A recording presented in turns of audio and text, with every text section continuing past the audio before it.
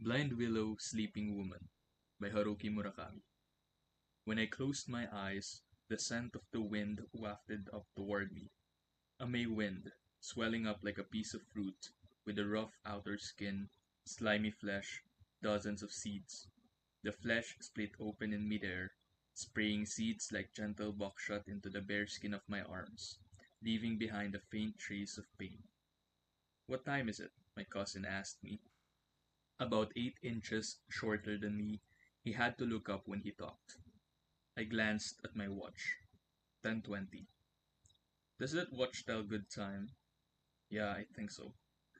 My cousin grabbed my wrist to look at the watch. His slim, smooth fingers were surprisingly strong. "Did it cost a lot?"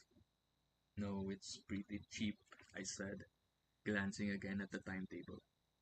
No response. My cousin looked confused. The white teeth between his parted lips looked like bones that had atrophied.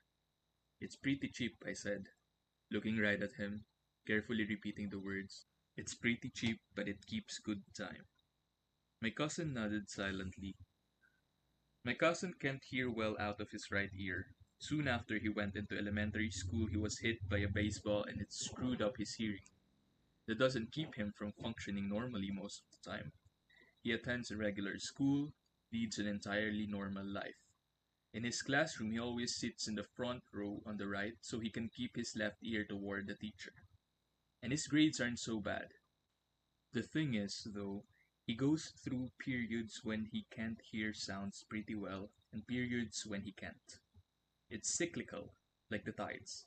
And sometimes, maybe twice a year, he can barely hear anything out of either ear. It's like the silence in his right ear deepens to the point where it crushes out any sound in the left side. When that happens, ordinary life goes out of the window and he has to take some time off from school. The doctors are basically stumped. They've never seen a case like that. So there's nothing they can really do. "Just because a watch is expensive doesn't mean it's accurate," my cousin said, as if trying to convince himself. "I used to have a pretty expensive watch, but it was always off. I got it when I started junior high, but I lost it a year later. Since then, I've gone without a watch. They won't buy me a new one." "Must be tough to get a loan without one," I said. "What?" he asked. "Isn't it hard to get along without a watch?" I repeated, looking right at him. "No, it isn't," he replied, shaking his head. "It's not like I'm living off in the mountains or something. If I want to know what the time is, I just ask somebody." "True enough," I said. We were silent again for a while. I knew I should say something more, try to be kind to him, try to make him relax a little until we arrive at the hospital. But it had been 5 years since I saw him last. In the meanwhile, he'd grown from 9 to 14 and I'd gone from 20 to 25. And that span of time had created a translucent barrier between us that was hard to traverse. Even when I had to say something, the right words just wouldn't come out. And every time I hesitated, every time I swallowed back something I was about to say, my cousin looked at me with a slightly confused look on his face. His left ear tilted ever so slightly toward me. "What time is it now?" he asked me. 10:29, I replied. It was 10:32 when the bus finally rolled into view. The bus that came was a new type, not like the one I used to take to high school. The windshield in front of the driver was always much bigger, the whole vehicle like some huge bummer minus the wings. And the bus was more crowded than I'd imagined. Nobody was standing in the aisle, but we couldn't sit together. We weren't going very far, so we stood next to the rear door in back. Why the bus should be crowded at this time of day was a mystery. The bus route started from a private railway station, continued up into a residential area in the hills, then circled back to the station, and there weren't any tourist spots along the way. A few schools along the route made the buses crowded when kids were going to school, but at this time of day the bus should have been empty. My cousin and I held on to the straps and poles. The bus was brand new, straight from the factory. The metal surfaces so shiny you could see your face reflected in them. The nap of the seats were all fluffy, and even the tiniest of screws had that proud, expectant feeling that only brand new machinery possesses. The new bus and the way it was unexpectedly crowded threw me off. Maybe the bus route had changed since I last rode it. I looked carefully around the bus and glanced outside, but it was the same old view of a quiet residential district I remembered well. "This is the right bus, isn't it?" my cousin asked worriedly. Ever since we got aboard, I must have had a perplexed look on my face. "Not to worry," I said, trying to reassure myself as much as him. "There's only one bus route that goes by here, so this has got to be it." "Did you used to take this bus when you went to high school?" my cousin asked. "Yeah, that's right." "Did you like school?" "Not particularly," I said. "But I could see my friends there, and it wasn't such a long ride." My cousin thought about what I just said. "Do you still see them?" "No, not for a long time," I said, choosing my words carefully. "Why not? Why don't you see them?" "'Cause we live so far away from each other." That wasn't the reason, but I couldn't think of any other way to explain it. Right beside me sat a group of old people. Must have been close to 15 of them. They were the reason the bus was crowded, I suddenly realized. They were all suntanned, even the backs of their necks are dark. And every single one of them was skinny. Most of the men had on thick, mountain climbing types of shirts, the women simple unadorned blouses. All of them had small rucksacks in their laps, the kind you'd use for short hikes into the hills. It was amazing how much they looked alike, like a drawer full of samples of something, all neatly lined up. The strange thing, though, was that there wasn't any mountain climbing route along this bus line. So where in the world could they have been going? I thought about this as I stood there, clinging to the strap, but no plausible explanation came to mind. "I wonder if it's going to hurt this time, the treatments?" my cousin asked me. "I don't know," I said. I didn't hear any of the details. "Have you ever been to an ear doctor?" I shook my head. I hadn't been to an ear doctor once in my life. "Has it hurt before?" I asked. "Not really," my cousin said glumly. "It wasn't totally painless, of course. Sometimes it hurt a little, but nothing terrible. Maybe this time it'll be the same. Your mom said they're not going to do anything much different from usual." "But if they do the same as always, how's that going to help?" "Well, you never know. Sometimes the unexpected happens." "You mean like pulling out a cork?" my cousin said. I glanced at him but didn't detect any sarcasm.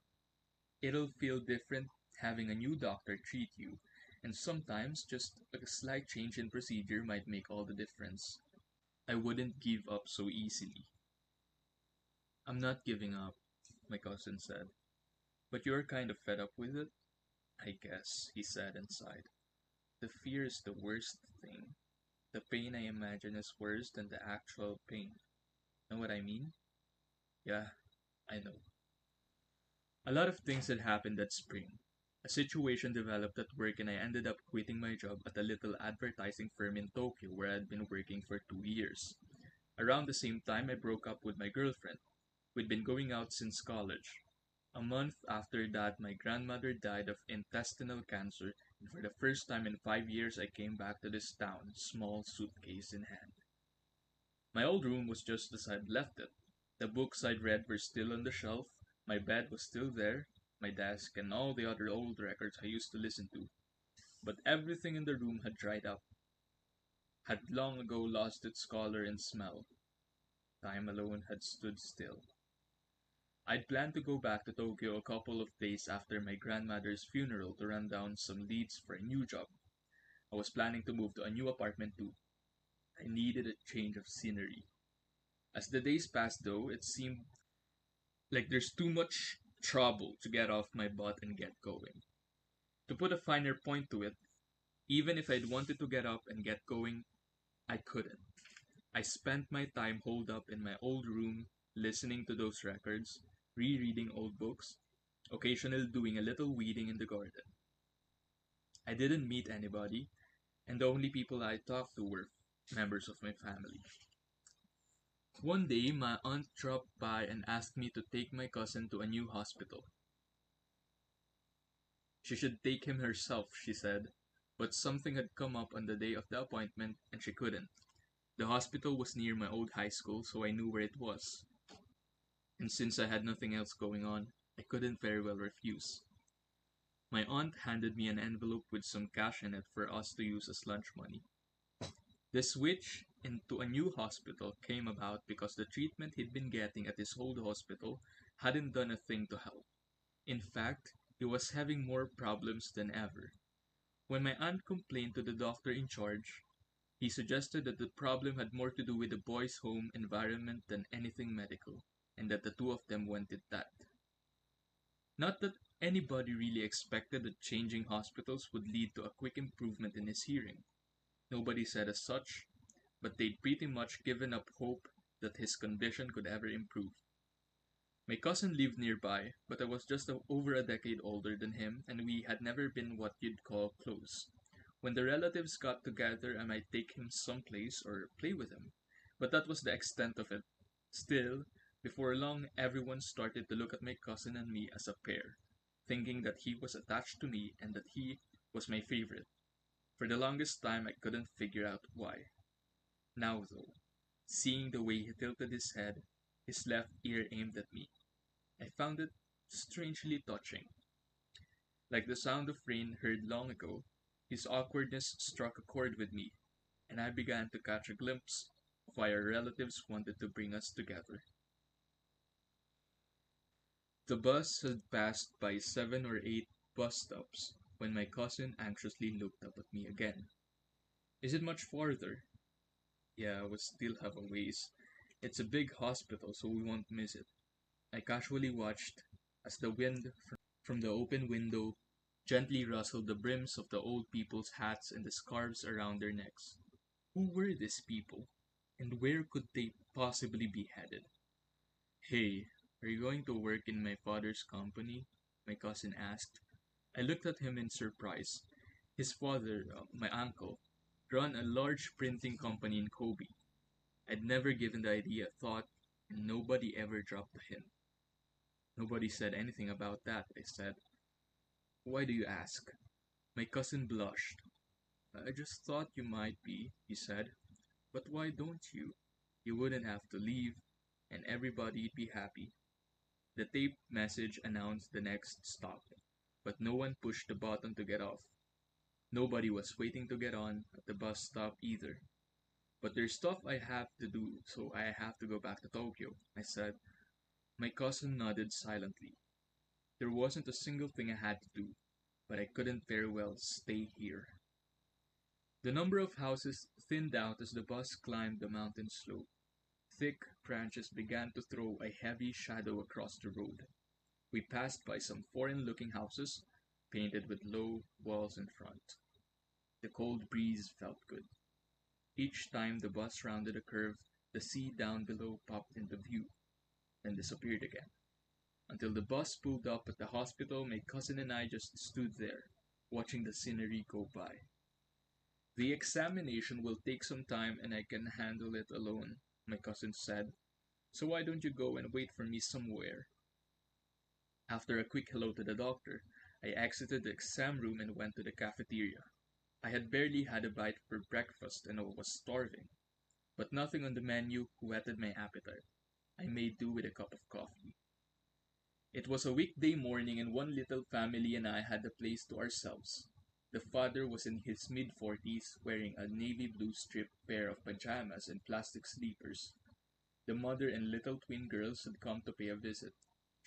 The twins had on identical white dresses and were bent over the table, serious looks on their faces, drinking glasses of orange juice.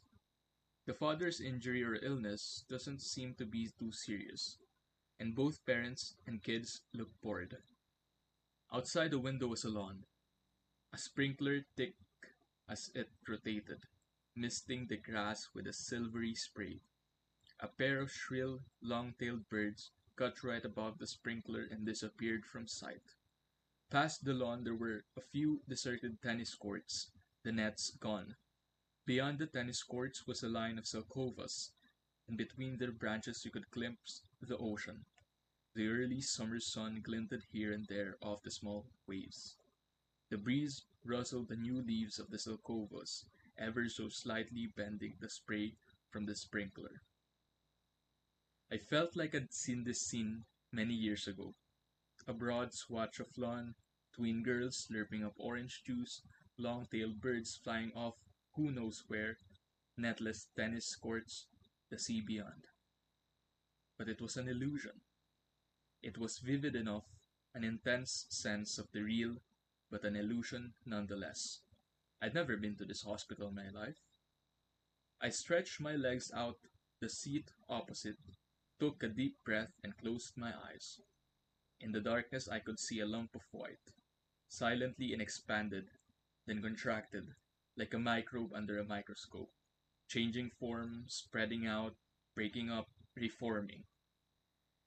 It was 8 years ago when I went to that other hospital, a small hospital next to the sea.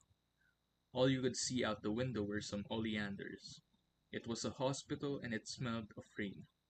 My friend's girlfriend had her chest operated on there, and the two of us went to see how she was doing, the summer of her junior year in high school.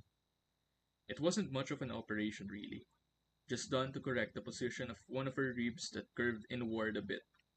Not an emergency procedure, just the type of thing that would eventually have to be done, so she figured why not take care of it now. The operation itself was over quickly, but they wanted her to take her time recuperating, so she stayed in the hospital for 10 days.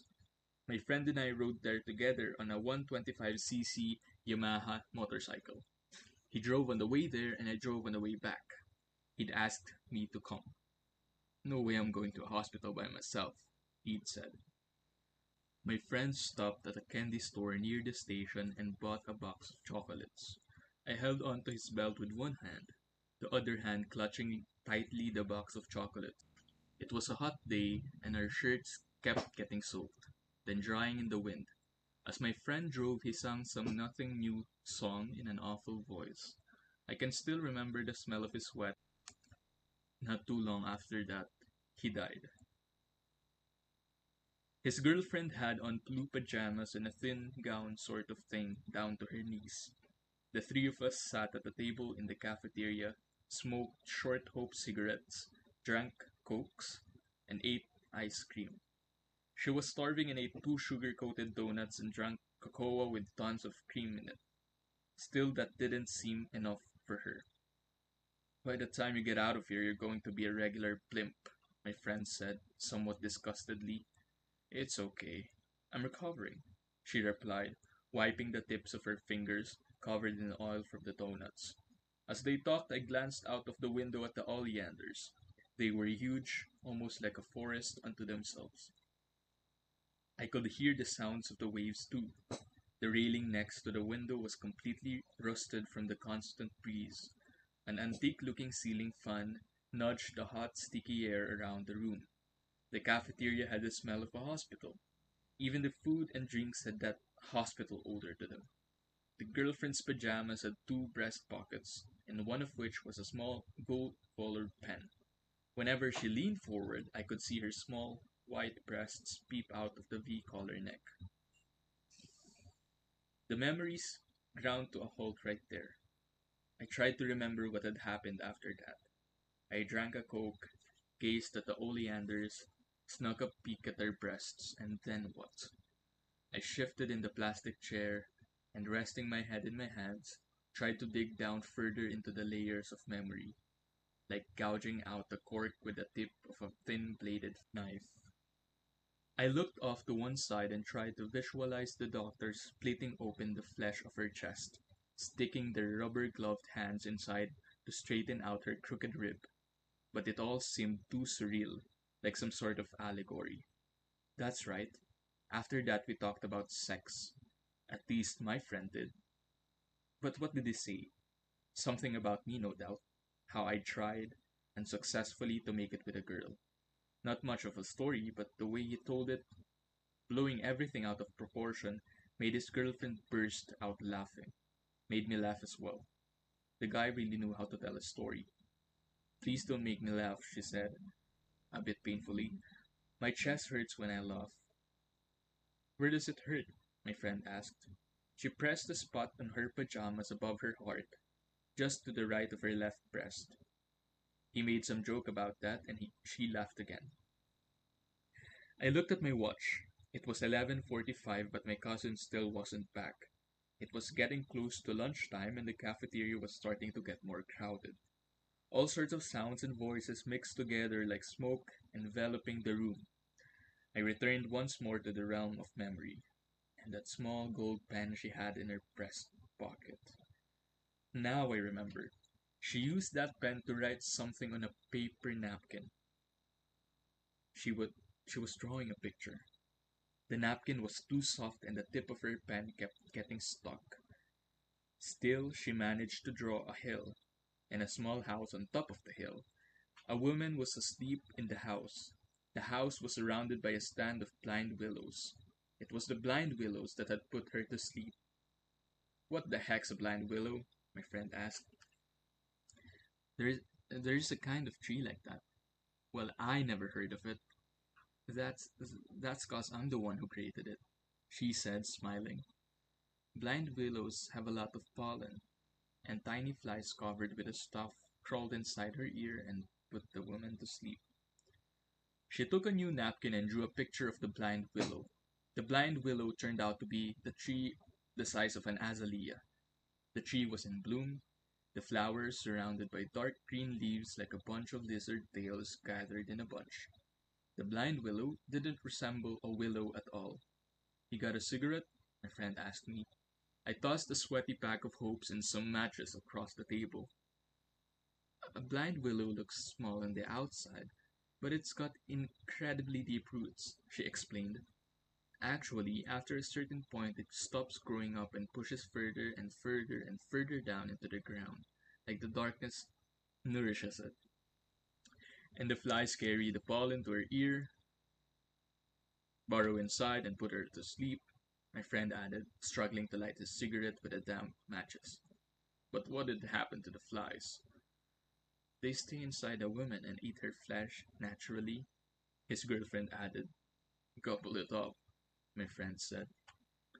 I remember now how that summer she'd written a long poem about the blind willow and explained it all to us. That was the only homework assignment she did that summer. She made up a story based on a dream she'd had one night, and as she lay in bed for a week, she wrote this long poem. My friend said he wanted to read it, but she was still revising it, so she turned him down. Instead, she drew those pictures and summarized the plot. A young man climbed up the hill to rescue the woman the blind willow pollen had put to sleep. That's got to be me, my friend said. She shook her head. No, it isn't you. You sure? He asked. I'm sure, she said, a fairly serious look on her face. I don't know why I know that, but I do. You're not angry, are you? You bet I am, my friend frowned, half joking. Pushing his way through the thick blind willows, the young man slowly made his way up the hill. He was the first one ever to climb the hill once the blind willows took over.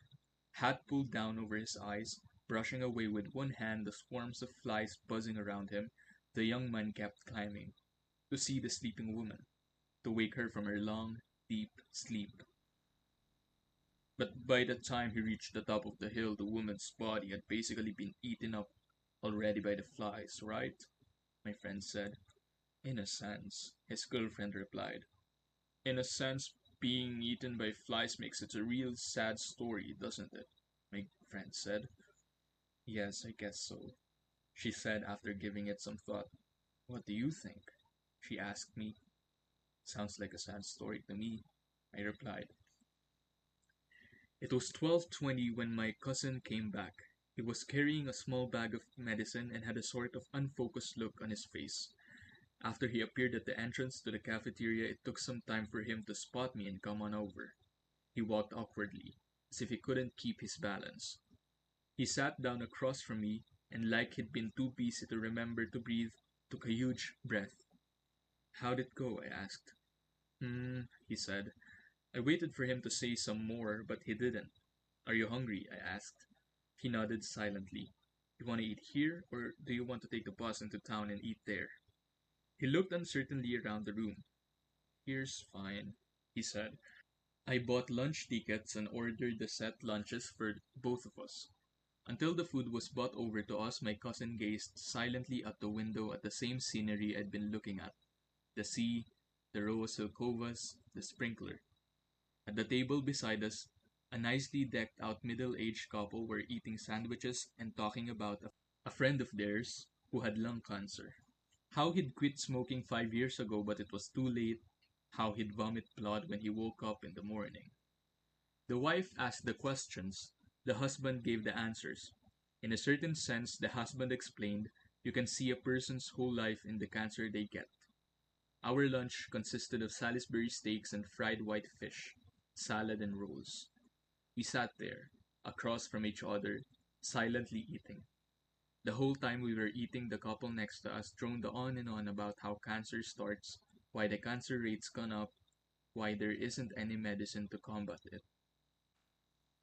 Everywhere you go, it's the same, my cousin said in a flat tone, gazing at his hands. The same old question, the same tests. We were sitting on a bench in front of the hospital, waiting for the bus. Every once in a while, the breeze would rustle the green leaves above us. Sometimes you can't hear anything at all? I asked him. That's right, my cousin answered. I can't hear a thing. What does that feel like? He tilted his head to one side and thought about it. All of a sudden, you can't hear anything. But it takes a while before you realize what's happened. By then, you can't hear a thing.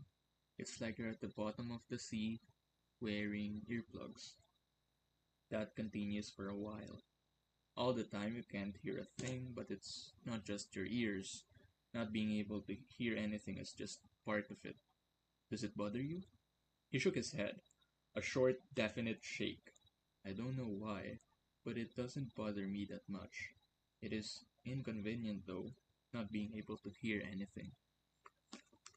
I tried picturing it, but the image wouldn't come. Did you ever see John Ford's movie Fort Apache? My cousin asked. A long time ago, I said. It was on TV recently. It's a really good movie. Um, I have heard. In the beginning of the movie, there's this new colonel who's come to the fort out west. A veteran captain comes out to meet him when he arrives. The captain's played by John Wayne. The colonel doesn't know much about what things are like in the west, and there's an Indian uprising all around the fort. My cousin took a neatly folded white handkerchief from his pocket and wiped his mouth. Once he gets to the fort, the colonel turns to John Wayne and says, I did see a few Indians on the way over here. And John Wayne, with this cool look on his face, replies, Don't worry. If you were able to spot some Indians, that means there aren't any there. I don't remember the actual lines, but it went something like that. Do you get what he means? I couldn't recall any lines like that from Fort Apache. It struck me as a little abstruse for a John Ford movie, but it had been a while since I'd seen the movie. I think it means that what can be seen by anybody isn't all that important, I guess. My cousin frowned. I don't really get it either, but every time somebody sympathizes with me about my ear, that line comes to me. If you were able to spot some Indians, that means there aren't any there. I laughed. Is that strange? My cousin asked. Yep. I laughed, and he laughed. It had been a long time since I'd seen him laugh. After a while, my cousin said, like he was unburdening himself, Would you look inside my ears for me? Look inside your ears? I asked, a little surprised. Just what you can see from the outside. Okay, but why do you want me to do that? I don't know. My cousin blushed. I just want to see what they look like. Okay, I said. I'll give it a whirl. My cousin sat facing away from me, tilting his right ear toward me. He had a really nicely shaped ear. It was on the small side, but the earlobe was all puffy, like a freshly baked Madeline. I'd never looked at anybody's ear so intently before. Once you start observing it closely, the human ear, its structure, is a pretty mysterious thing, with all these absurd twists and turns to it, bumps and depressions. Maybe evolution determined this weird shape was the optimum way to collect sounds, or to protect what's inside. Surrounded by this asymmetrical wall, the whole of the ear gapes open like the entrance to a dark, secret cave. I pictured my friend's girlfriend, microscopic flies nesting in her ear, sweet pollen stuck to their tiny legs. They burrow into the warm darkness inside her, sucking up all the juices, laying tiny eggs inside her brain. But you can't see them, or even hear the sound of their wings. That's enough, my cousin said. He spun around to sit facing forward, shifting around on the bench. So, see anything unusual? Nothing different as far as I could see, from the outside at least. Anything's okay, even a feeling you got or something. Your ear looks normal to me. My cousin looked disappointed. Maybe I had said something. Did the treatment hurt? I asked. No, it didn't. Same as always. They just rummage around in the same old spot. Feels like they're going to wear it out. Sometimes it doesn't feel like my own ear anymore. There's the number 28, my cousin said after a while, turning to me. That's our bus, right? I'd been lost in thought. I looked up when he said this and saw the bus slowing down as it went round the curve coming up the slope. This wasn't the kind of brand new bus we'd ridden over on, but one of the older buses I remembered. A sign with the number 28 was hanging on the front. I tried to stand up from the bench, but I couldn't, like I was caught up in the middle of a powerful current. My limbs wouldn't respond. I had been thinking of the box of chocolates we'd taken when we went to that hospital on that long ago summer afternoon. The girl had happily opened the lid to the box, only to discover that the dozen little chocolates had completely melted, sticking to the paper between each piece and to the lid itself. On the way to the hospital, my friend and I had parked the motorcycle by the seaside and lay around on the beach just talking and hanging out. The whole while we'd let that box of chocolates lie in the hot August sun. Our carelessness, our self-centeredness, had wrecked those chocolates, made one fine mess of them all. We should have sensed what was happening. One of us, it didn't matter who, should have said something. But on that afternoon we didn't sense anything, just exchanged a couple of dumb jokes and said goodbye, and left that hill still overgrown with blind willows. My cousin grabbed my right arm in a tight grip. Are you alright? He asked me. His words brought me back to reality, and I stood up from the bench. This time I had no trouble standing. Once more I could feel on my skin the sweet May breeze. For a few seconds I stood there in a strange, dim place, where the things I could see didn't exist, where the invisible did. Finally, though, the real number 28 bus stopped in front of me, its entirely real door opening. I clambered aboard, heading off to some other place. I rested my hand on my cousin's shoulder. I'm all right, I told him.